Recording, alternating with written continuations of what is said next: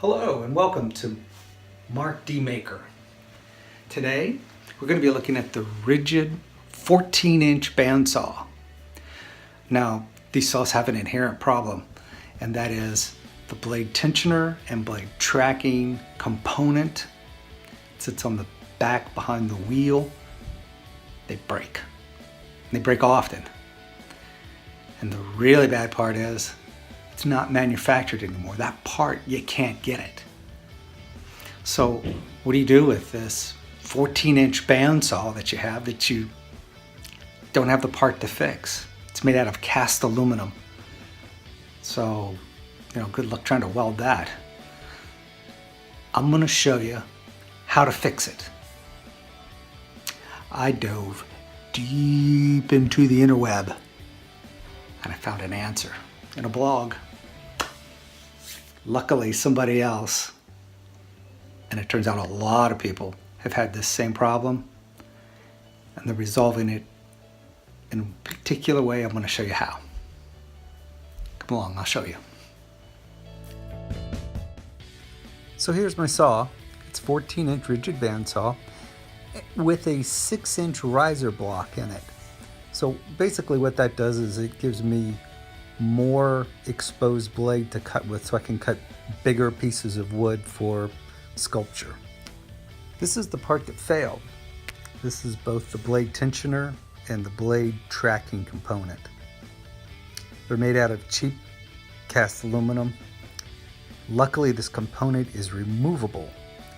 If you look up at the top, those two vertical pieces, that slot is where this component sits. It rides within that slot. It rides up and down for tension. Here's the model number. And yes, I did buy it reconditioned. Probably the same issue. Here's what was left of it once I got it out. Very brittle, very thin, cheap cast aluminum. This particular component here is the blade tracking, and the tension rides up and down in the channel. Here's the new part. It's actually from a Porter cable saw. So the black knob here, that's from Porter cable as well, because the threads are different. These are American Standard threads, and American Standard pieces, and the rigid was metric.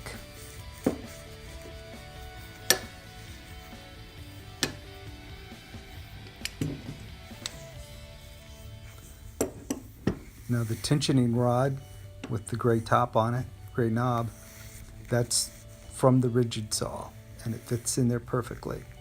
Now the piece is called the hinge. Here's the part number. And you'll also want to buy the adjustment knob. There's the part number. And I bought them from ereplacementparts.com. Great place to buy stuff. I've used them many times. Very pleased with them for all kinds of stuff. More parts and appliances parts. This is how it slides right into the slot.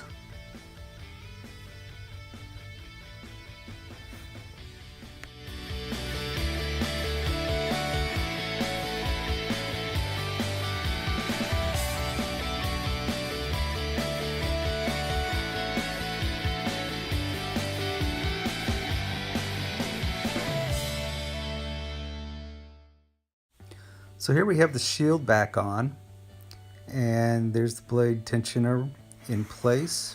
You can see how it slides up and down, working nicely.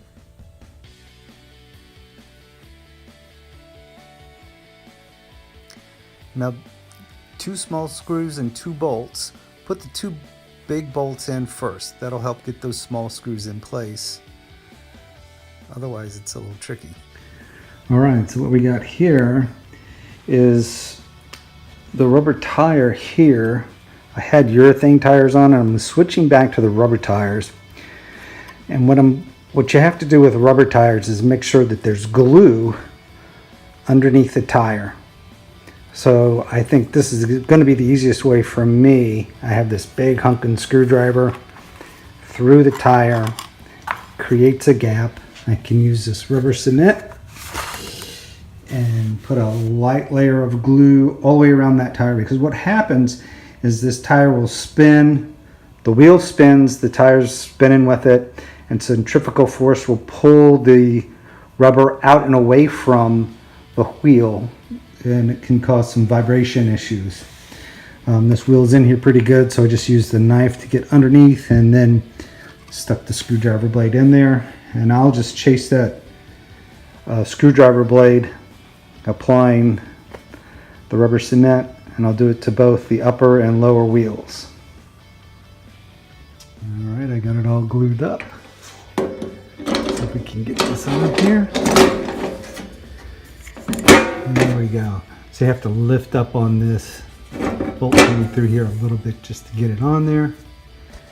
Put the bolt on.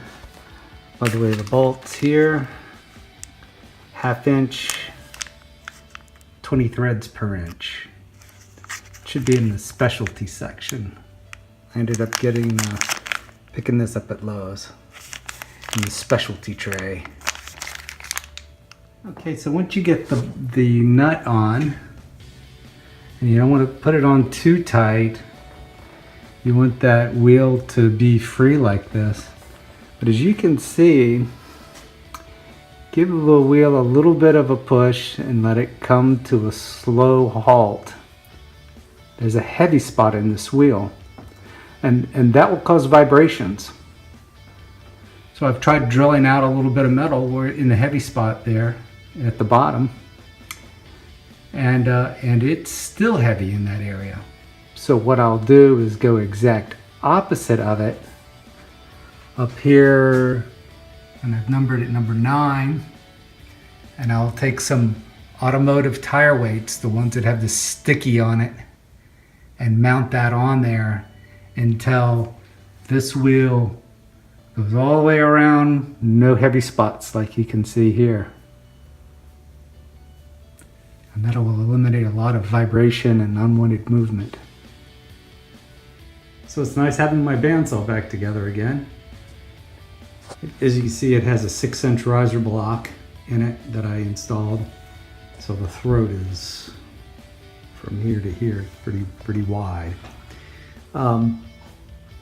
So that's it. I'm not going to get into tuning it up or anything like that. There's a ton of videos on how to tune up your bandsaw and take it from here.